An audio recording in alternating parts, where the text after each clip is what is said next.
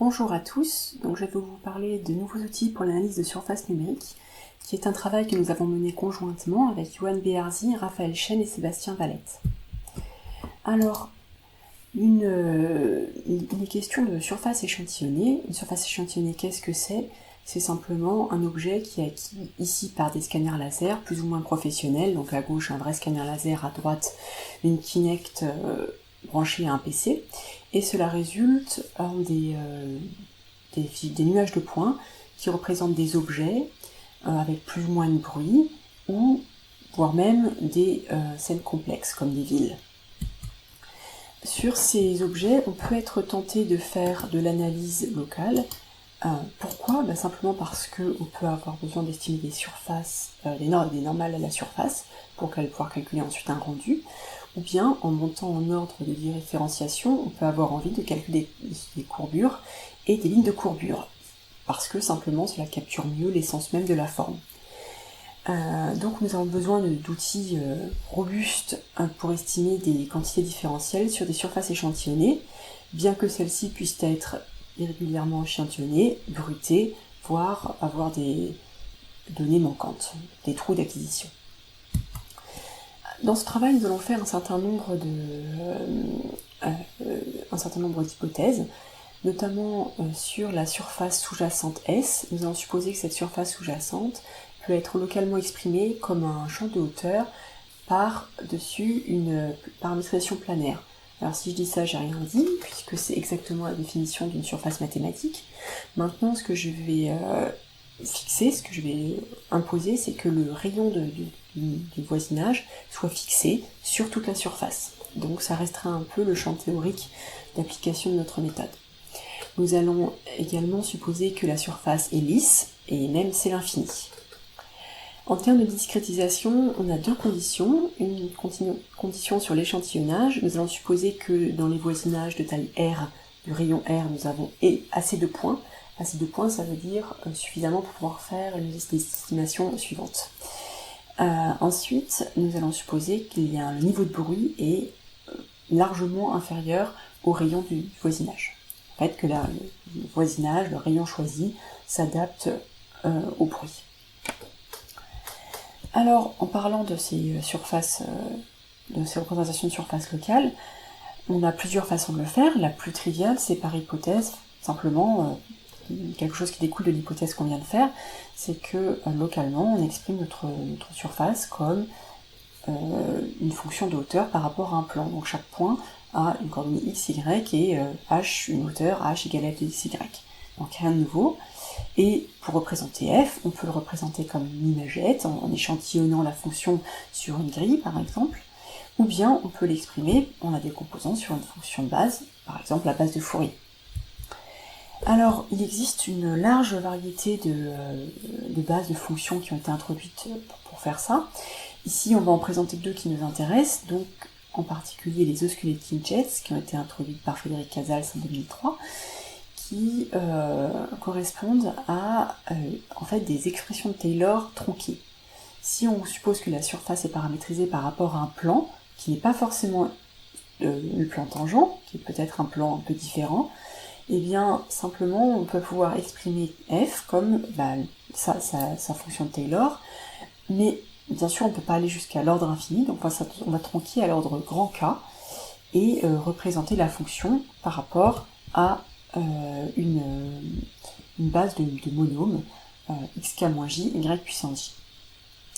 Dans ce cas-là, on peut facilement lier chacun des coefficients à la dérivée croisée d'ordre k. Donc un coefficient d'ordre kj sera lié à une dérivée croisée d'ordre k. Et en fait, la force de ce travail, c'est d'avoir proposé un théorème de précision qui dit que si on prend une expression de Taylor tronquée à l'ordre grand K dans un voisinage de rayon R, la précision qu'on obtient sur la dérivée croisée par l'estimation des coefficients, elle est en petit o de R puissance grande K moins K.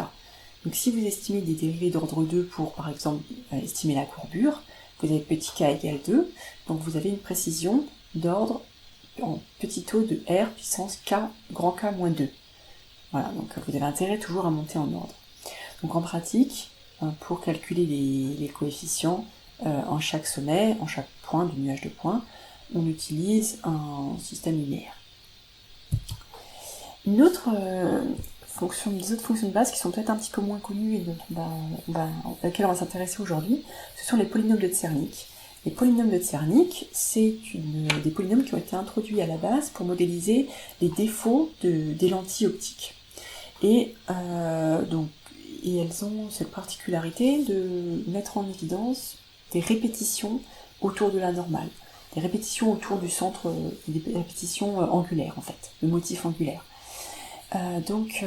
Pareil, on peut tronquer la base et les fonctions de base s'expriment de façon un petit peu plus compliquée. Et l'avantage de cette base, c'est qu'elle met en évidence des propriétés fréquentielles. Alors les fonctions de base sont orthogonales, ce qui n'est pas le cas des osculating jets. Et si vous choisissez une origine pour les angles qui n'est pas...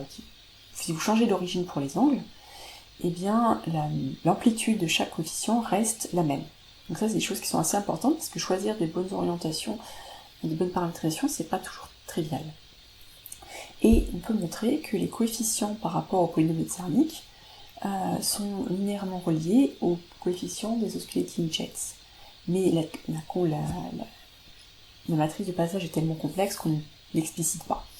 Donc ça ne sert pas à grand chose je vais pas en parler plus ici.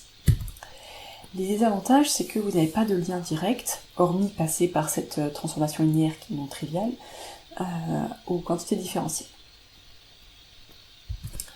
Alors la base qu'on va introduire, elle va essayer de tirer un peu parti, d'offrir le meilleur des deux mondes, simplement en proposant d'avoir accès aux dérivés et également d'avoir accès à l'information fréquentielle. Donc comment elle s'exprime cette base? Très simplement par la multiplication d'un polynôme radial et d'une exponentielle complexe. Donc à travers le polynôme radial, l'idée c'est d'arriver aux dérivés d'ordre k, et à travers l'exponentielle complexe, l'idée c'est d'arriver à une notion de fréquence angulaire. Donc vous séparez en fait l'évolution radiale et l'évolution angulaire fréquentielle. Donc localement, on va exprimer la fonction comme une somme infinie des phi kn fois les fonctions de base. Les phi kn, ils ont une expression qui est pas très très jolie, mais c'est pas grave, finalement on va pas s'intéresser à leur expression à eux. On va simplement savoir que la seule chose qui nous intéresse finalement, c'est que si k et n n'ont pas la même parité, eh bien vous avez le phi kn qui est nul. Et si vous tronquez, bien sûr, de la même façon que vous tronquez une expression Taylor, vous pouvez tronquer également le développement wavejet, et donc vous arrêtez à un ordre grand K. À ce moment-là, on va avoir exactement le même genre de théorème de précision que les osculating jets. Si on regarde un petit peu à quoi correspondent ces fonctions de base, eh bien on retrouve des formes qui sont assez canoniques, c'est-à-dire que si on prend quelque chose qui a une évolution nulle, enfin un polynôme nul radial et pas d'oscillation fréquentielle, eh bien on retrouve le plan. Si on fait une évolution d'ordre 2 radialement et pas d'oscillation, eh bien on va avoir une parabole. Si maintenant on prend toujours un polynôme radial d'ordre 2, mais on s'autorise une fréquence 2, c'est-à-dire qu'il va y avoir 2 maxima et 2 minima, eh bien on retrouve la selle de cheval. Si on prend des fréquences impaires, on va introduire des antisymétries. Donc par exemple, si on prend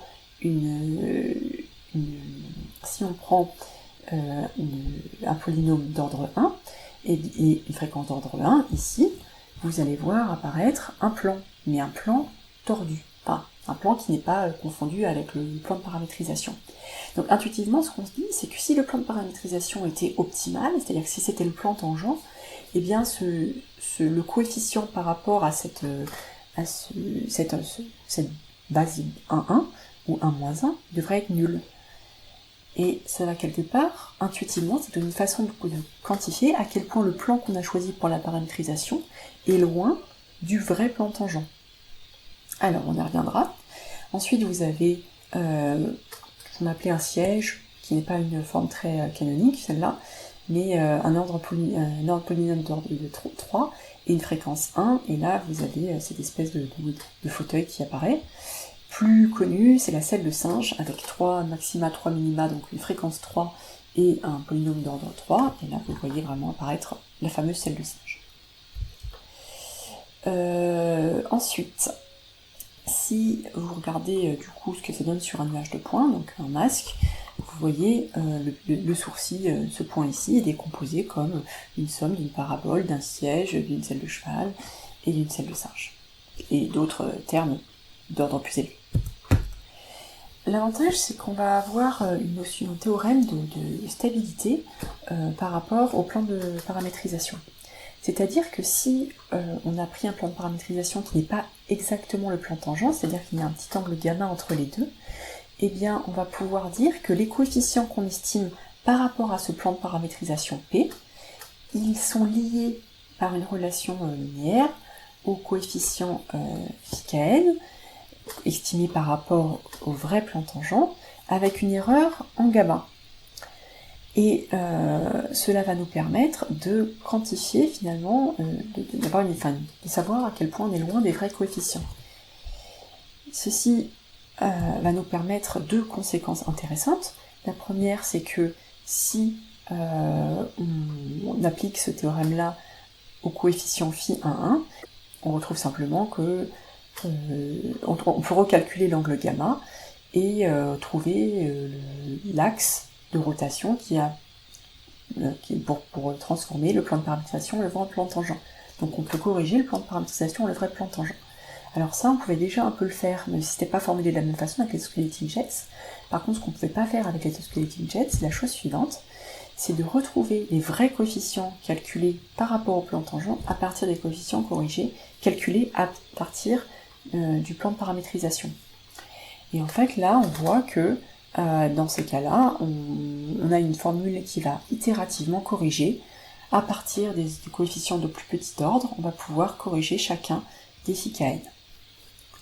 Donc c'est assez barbare comme formule itérative, mais ça fonctionne. Donc comme propriété, évidemment, on peut retrouver la courbure gaussienne et la courbure moyenne à partir des coefficients, avec des formules qui sont pas forcément super jolies, mais voilà, on peut les calculer. Et elles sont pas super jolies si vous avez le plan de paramétrisation qui n'est pas le plan tangent. Maintenant, si vous êtes dans le plan tangent, rappelez-vous, les φ1,1 et φ1,1 sont nuls. Du coup, on va pouvoir passer à des formules qui vont être beaucoup plus simples ici. Si on maintenant s'intéresse à comment estimer en pratique les wavejets d'ordre K sur des nuages de points, eh bien on va simplement résoudre un système linéaire. On va pouvoir résoudre avec par exemple une résolution QR qui va nous permettre de trouver les coefficients. Alors on peut faire un peu mieux avec des normes un peu plus spécialisées pour rejeter les outliers. On l'a fait, je ne vous en parle pas par souci de simplicité. Maintenant, qu'est-ce qui se passe si on ajoute du bruit sur un normal? Eh bien, donc plusieurs bruits, hein, bruit nul au début, puis vous augmentez le bruit. Et là, vous voyez que numériquement, ce qui se passe, c'est que les coefficients sont relativement stables, il y a quelques différences, mais il y en a un qui est vraiment frappant, qui évolue de manière assez frappante, c'est le φ1,1.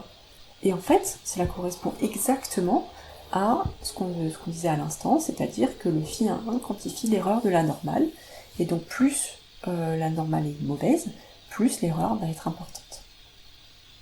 Plus le coefficient φ1,1 va varier. Alors, bien sûr, on est intéressé par faire un lien entre les coefficients wavejets et les dérivés. C'est vrai que pour les osculating jets, ce qu'on avait, c'est que chaque coefficient était lié à une dérivée croisée d'ordre K. Et en fait, ce qu'on peut montrer, c'est qu'il y a absolument l'écriture des coefficients wavejets, grâce à la dérivée usuelle, est vraiment pas aussi facile, on n'arrive pas à une formule aussi claire. Je suis passée vite dessus, mais ces coefficients avaient une écriture assez barbare. Mais c'est pas grave, parce qu'en fait, on a des expressions similaires grâce à ce qui s'appelle la dérivée de Wirtinger. La dérivée de Wirtinger, qu'est-ce que c'est? C'est une dérivée qui est peut-être pas très connue, qui en fait est assez proche de ce qu'on peut voir comme formule pour les fonctions holomorphes, par exemple, ou l'hypothèse de Cauchy-Riemann, etc. Ça date de 1927, et l'idée pour être Wirtinger dérivable, la seule condition, c'est d'être dérivable par rapport à sa fonction, d'avoir une partie imaginaire dérivable et une partie réelle dérivable. Et à partir de là, on va pouvoir trouver des dérivés, enfin écrire des dérivés, donc la dérivée de Wirtinger et la dérivée de Wirtinger conjuguée par rapport à z étoile. Et en fait, ce qu'on peut montrer, c'est que une fonction est holomorphe si sa dérivée par rapport à cette dérivée de Wirtinger conjuguée est nulle. Voilà, pour faire un peu le lien. Bien sûr, là, je vous l'ai écrit par rapport à une paramétrisation cartésienne. On peut avoir la même chose en paramétrisation polaire, ce qui va nous intéresser ici, et on arrive à une expression assez simple pour ces dérivées de Wirtinger. Et en prenant ces dérivées, eh bien, on s'aperçoit que les coefficients Weck-Jets s'écrivent simplement comme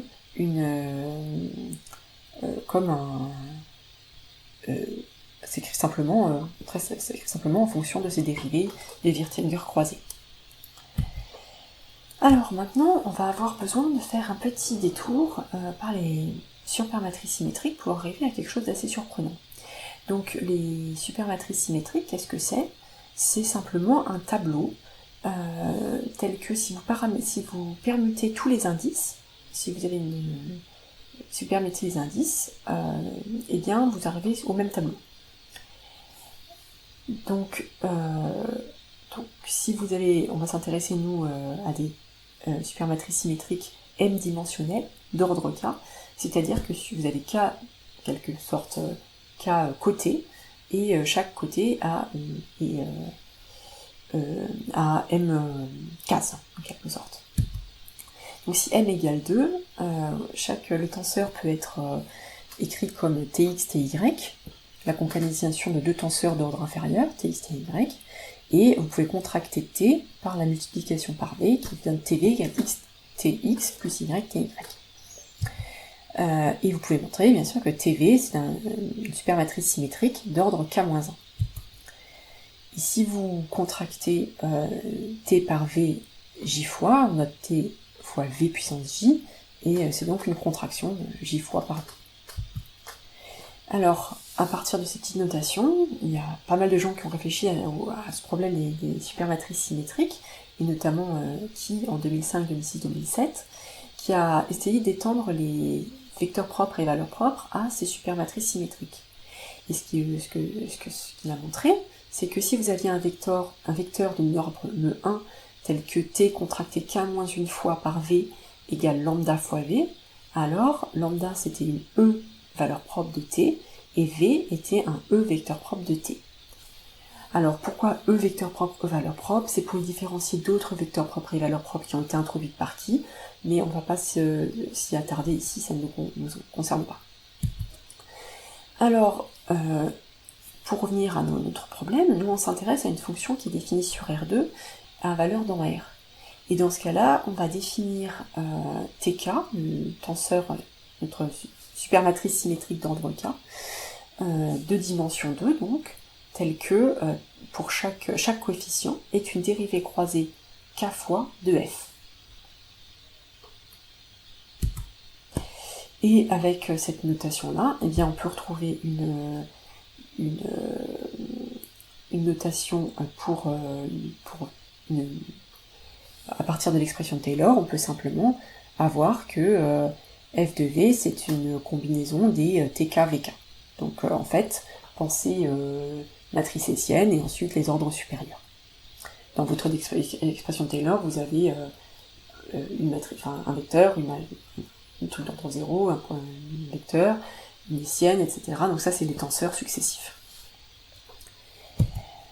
Et maintenant, le théorème que nous avons pu montrer ici, c'est que si vous avez une paramétrisation cartésienne, cette fois-ci locale de la surface, si tk, ça représente les dérivées d'ordre k de cette surface exprimée comme une fonction au-dessus du plan tangent, alors l'ensemble des vecteurs cosinus θ, sinus θ, tels que la dérivée par rapport à θ de tk fois vk est nulle, sont les e vecteurs propres de tk.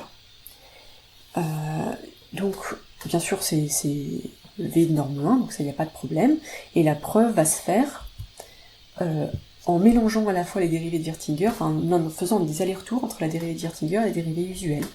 Et donc on va avoir quelque chose qui va se faire en plusieurs étapes, et à la fin on va arriver à montrer que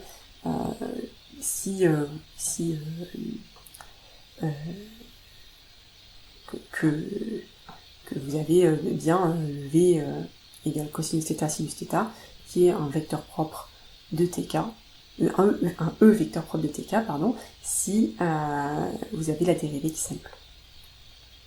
L'avantage, c'est que si maintenant on réexprime ça en fonction d'Edwards-Jets, eh bien on va arriver à nous dire que les directions des E vecteurs propres de la supermatrice TK, ils peuvent être simplement retrouvés à partir de la décomposition des Edwards-Jets en regardant la dérivée par rapport à θ de la combinaison de tous les coefficients phi kn fois une exponentielle complexe. Tous les coefficients phi kn à k fixé, à ordre fixé, toutes les fréquences correspondantes.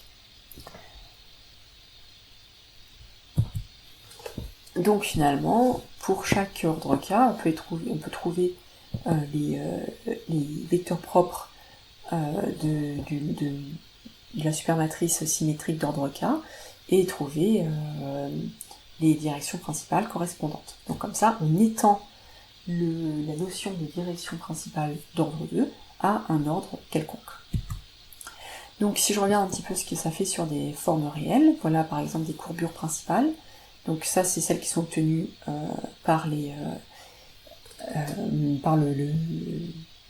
c'est celles que donne le tenseur, et vous voyez que ça correspond bien aux courbures principales dans la latitude de voir, et elles sont calculées simplement en regardant les maxima de la fonction phi de n uinθ plus phi de moins n e moins inθ pour n variant entre n égale 0 à 2 à 2 et n pair.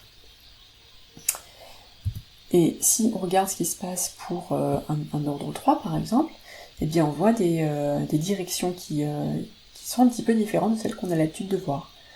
Alors, un ordre 3, ça a soit 3 maxima, soit un maximum, et ça dépend des points. Par exemple, ici ça a 3 maxima, ici un maximum, et vous pouvez voir que ça met en fait en évidence des points qui sont un petit peu différents des points habituels. Des points habituels où on calcule les courbures principales et les directions de courbures principales. Alors, je vais maintenant vous faire une petite démo.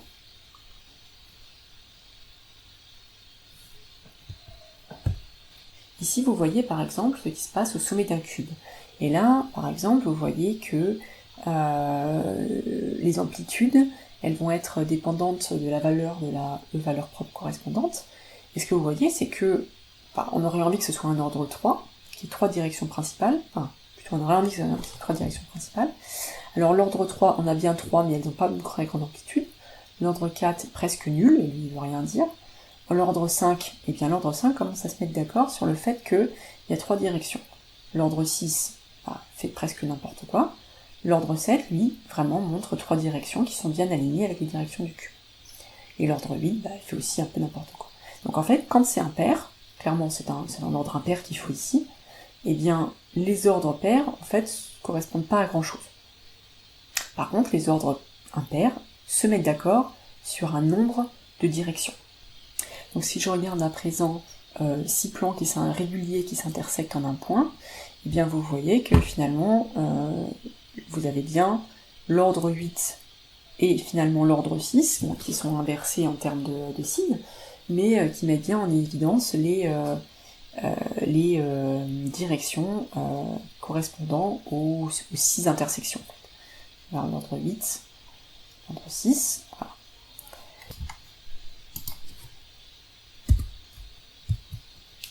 Alors maintenant voyons une petite application assez sympathique de ces Waves-Jets.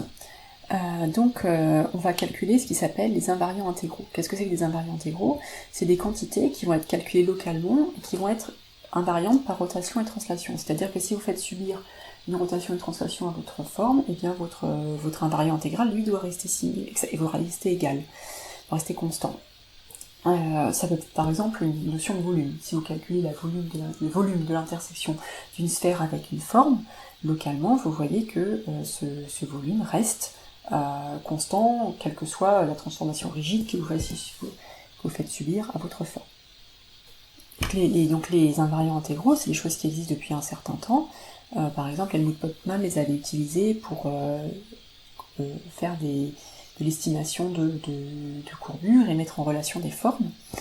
Alors, ce qu'on va montrer, c'est que si vous prenez tous les coefficients à fréquence fixée, cette fois-ci, c'est un peu le pendant de ce qu'on voyait tout à l'heure avec le tenseur où on fixait l'ordre. Maintenant, on fixe la fréquence et on va additionner, on va faire une combinaison linéaire de ces coefficients et on va obtenir un coefficient AN. Et ce AN, c'est un invariant intégral à une certaine échelle. Ce AN, enfin le module de cet AN. Et on peut montrer que le A0, il est en fait directement lié à l'invariant intégral de Popman. Donc nous, ce qu'on propose, c'est simplement d'étendre ces invariants intégraux à des fréquences plus élevées. Maintenant, si on essaie de regarder un petit peu ce qu'on peut en faire, on va s'intéresser à un invariant intégral A0 et A1, qui en fait quantifie pour l'un l'accélération du point, c'est-à-dire à quel point chaque point bouge géométriquement autour dans le voisinage, et l'accélération des normales, c'est-à-dire est-ce que les normales évoluent vite ou moins vite localement. Et ces deux informations-là, on va s'en servir pour exagérer ou modifier les détails. Notamment, si on prend l'exagération de détail basée position, donc pour ça on va s'intéresser à l'invariant intégral d'ordre 0, de fréquence 0 à 0. Là, on va simplement dire qu'on va bouger chaque point le long de la normale avec une vitesse qui est proportionnelle à l'invariant intégral à 0. Et la vitesse, elle est contrôlée par un certain gain alpha 0 qui va dire à quel point vous voulez augmenter les détails ou non. Et là, on s'aperçoit qu'on arrive à rendre plus visibles les détails d'un point de vue géométrique, c'est-à-dire que chaque point a bougé. C'est vraiment quelque chose, la position des points est modifiée, la forme est modifiée. Maintenant, on peut faire quelque chose d'un peu moins invasif si on s'intéresse au normal, c'est-à-dire qu'on va essayer de modifier les normales pour mettre plus en valeur les détails, sans modifier la position des points. Donc pour cela, on va agir directement, non pas sur la position, mais sur le coefficient φ1 plus ou moins 1, qui correspond, rappelez-vous, à la normale. Donc on va modifier ce coefficient φ1 plus ou moins 1 grâce à l'invariant intégral A1 et en faisant et à une vitesse contrôlée par un gain choisi par vous, par l'utilisateur. Dans ce cas-là, on voit qu'on arrive à donner l'illusion d'une forme plus détaillée, bien qu'en fait, on n'ait pas du tout changé la position du point. Donc, l'avantage, c'est que α1, il peut être complexe, donc on peut s'en servir pour tourner l'orientation des normales et avoir des résultats assez amusants. Par exemple, donc là, voilà une amplification de base. Maintenant, si on passe à α1 complexe, on fait tourner les détails et on peut même les inverser en prenant un α1 strictement négatif. Là, vous voyez qu'on arrive à donner l'illusion que les vallées sont des crêtes et les crêtes sont des vallées. Alors, si on regarde un petit peu pour le fun, la différence entre l'amplification de détail basée normale et basée position, et bien en fait, clairement, l'amplification basée normale peut suffire. Par contre, au niveau des contours, et bien si vous ne l'avez pas, si vous faites utiliser seulement les normales, et bien vous verrez, vous pouvez avoir une amplification de détail incohérente entre ce qui se passe à l'intérieur et ce qui se passe au niveau des contours, alors qu'avec la position, vous aurez quelque chose de très cohérent. Par contre, eh bien, vous pouvez avoir des intersections de surface, des auto-intersections, parce que ça, c'est pas du tout contrôlé actuellement. Voilà, donc pour conclure, je vous ai montré une nouvelle base de fonctions qui permet d'étendre à la fois les invariants intégraux et les directions principales. Alors il y a des applications en modélisation géométrique qui sont encore nombreuses et il y a encore beaucoup de choses à explorer. Et je vous laisse avec cet armadillo qui est devenu encore plus méchant après notre traitement. Voilà, je vous remercie et maintenant je vais pouvoir répondre à vos questions en direct.